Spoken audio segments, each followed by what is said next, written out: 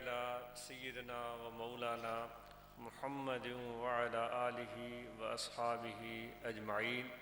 سب سے پہلے ان نوجوان طلباء کو دلی مبارکباد جنہوں نے اپنی زندگی کا ایک اہم ترین حصہ اس علم کو پانے کے لیے، حدیث کو سمجھنے کے لیے، قرآن مجید کے تفسیر کو سمجھنے کے لیے وقف کیا، اور آج اللہ تعالیٰ نے ان کی اس کوشش کو کامیاب کیا۔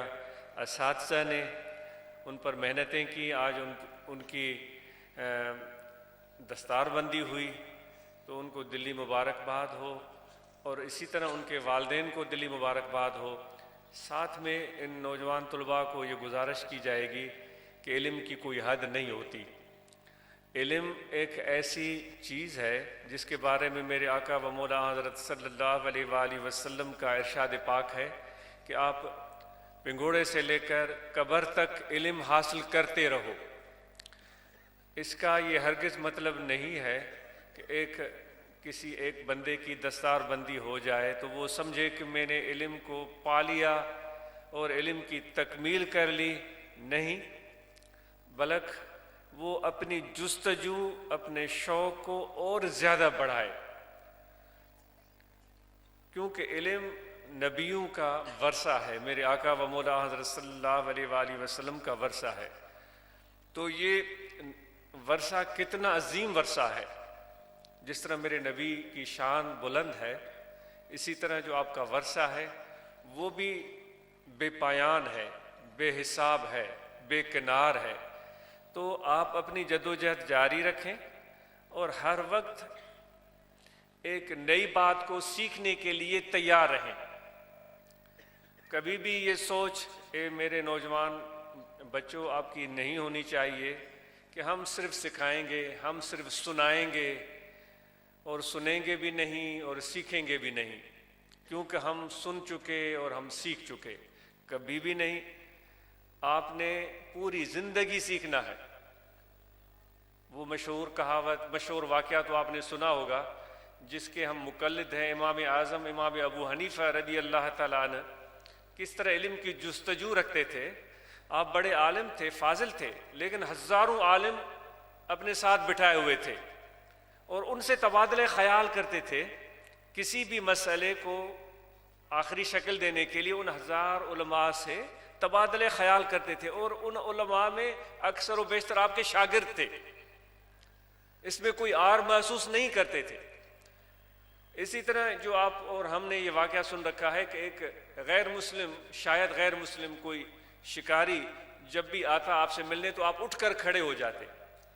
وہ شاید مسلمان تھا یا نہیں، مجھے ہو سکتا ہے مجھ سے واقعے میں کوئی غلط فہمی ہو رہی ہو، اگر ہو رہی ہے تو میں علماء سے معذرت خواہ ہوں، کیوں میں ڈرتا ہوں علماء کے سامنے بولتے ہوئے کہ کوئی کمی بیشی نہ ہو جائے، میں ایک فقیر آدمی ہوں۔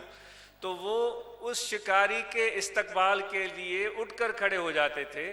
تو لوگوں نے ان سے کہا کہ حضرت کیا وجہ ہے کہ یہ تو پتہ نہیں، جس طرح ہم خشک ملا کہتے ہیں کہ وضو بھی کرتا ہوگا یا نہیں کرتا ہوگا، ہم تو اس پیمانے پر لوگوں کو چاہتے ہیں نا، وضو بھی کرتا ہوگا یا نہیں، کپڑے بھی اس کے پاک ہوں گے یا نہیں۔ بھائی ایک نقطہ نظر یہ ہے آج کل کے علماء کا یا ہم جیسے لوگوں کا، ایک نقطہ نظر یہ بھی ہے کہ ہر آدمی دی قدر کریں متا خواجہ خضر حیات ہو گئی۔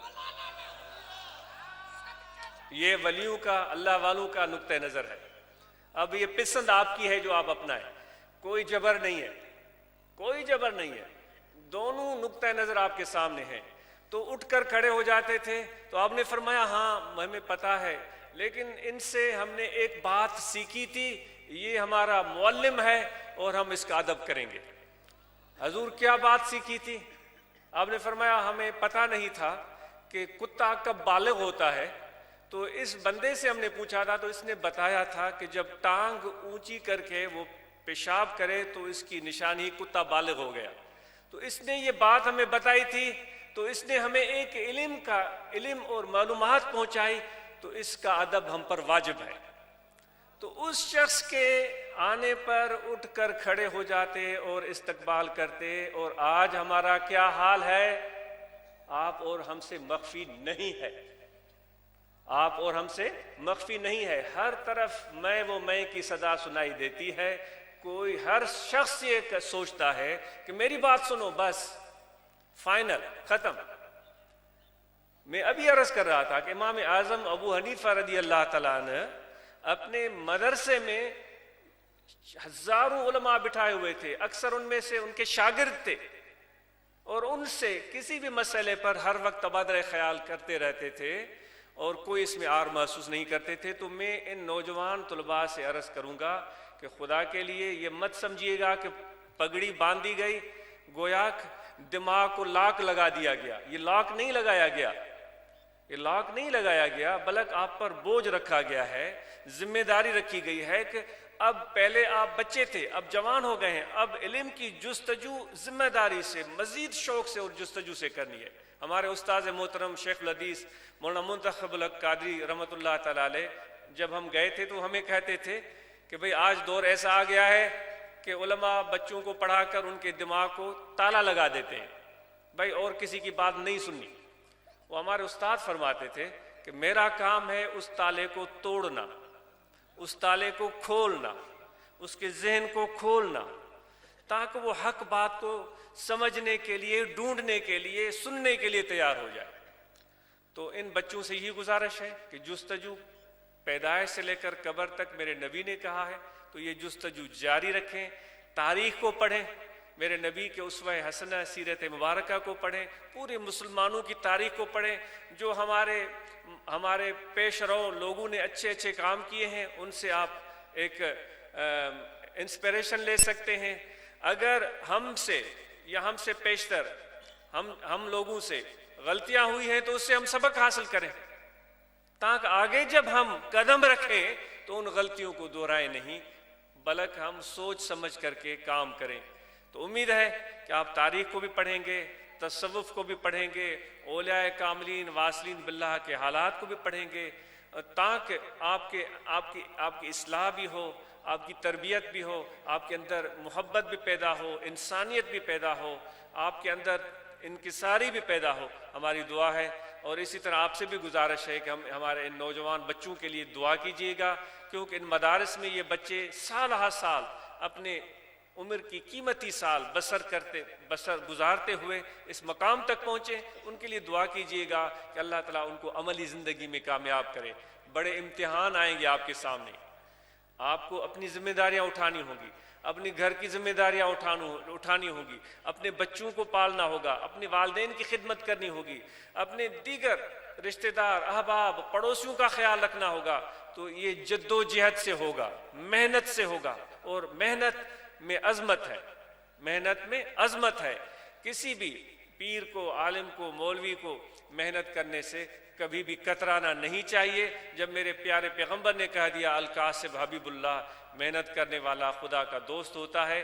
اسی طرح طریق نقش بندیہ میں تو ہمیشہ اس چیز کی تربیت کرائی جاتی ہے کہ خدمت کرو، خدمت کرو، خدمت کرو، تاکہ آپ کو کبھی بھی یہ چیز آپ کے دل میں پیدا نہ ہو کہ اب میں اس قابل ہو گیا ہوں۔ سندھی میں چوندہ آहिनि وہ ہانے मां मौलवी थी वियो आहियां, कख भञी बीणो कोन कंदुमि, बसि हाणे मां खट ते वियां थो, मुंहिंजो सभु कमु कयो। न दोस्तो, असांजे प्यारे आका व मौला सल्लल्लाहु अलैहि वसल्लम जी हालात ऐं सीरत खे तव्हां पढ़ियो हूंदो। पंहिंजे घर जा कम पाण करणु फरमाईंदा हुया। آپ اپنے گھر کے کام خود سر انجام دیتے تھے، مہمانوں کی خدمت خود اپنے ہاتھوں کیا کرتے تھے، ان کا کھانا لاتے، ان کو دودھ پیش کرتے، ان کا بستر بچھاتے۔ یہ میرے پیارے آقا و مولا صلی اللہ علیہ وسلم کا طریقہ تھا۔ بیمار کوئی ہو جاتا تو کوئی احسان کی بات نہیں، بلکہ محبت سے، شفقت سے ان کی تباہ پرسی کے لیے چلے جاتے۔ تو یہ چیزیں ہمارے اندر پیدا ہونی چاہیے۔ امید ہے کہ آپ اپنی معاش کے لیے بھی محنت کریں گے اور کوئی ہنر بھی سیکھیے گا، بزنس کریں، زراعت میں تباہ آزمائی کریں، یا کوئی بھی کام ضرور کیجیے گا۔ انشاءاللہ تعالیٰ آپ کی محنت کو اللہ تعالیٰ کامیاب فرمائے گا۔ اور اللہ تعالیٰ آپ سب کو جو یہاں تشریف لائے ہیں، آپ کا آنا اللہ تعالیٰ قبول کرے، اور پروگرام جاری رہے گا، اس میں آپ شرکت کریں۔ دعائے خیر۔ اللہم صلی علی سیدنا و مولانا محمد وعلی آلہ و اصحابہ اجمعین۔ اللهم ربنا آتنا في الدنيا حسنة وفي الآخرة حسنة وقنا عذاب النار ربنا تقبل منا إنك أنت السميع العليم وتب علينا إنك أنت التواب الرحيم وصلی اللہ تعالی علی خیر خلقہ ونور عرشہ سیدنا و مولانا محمد وعلی آلہ واصحابہ اجمعین برحمتک یا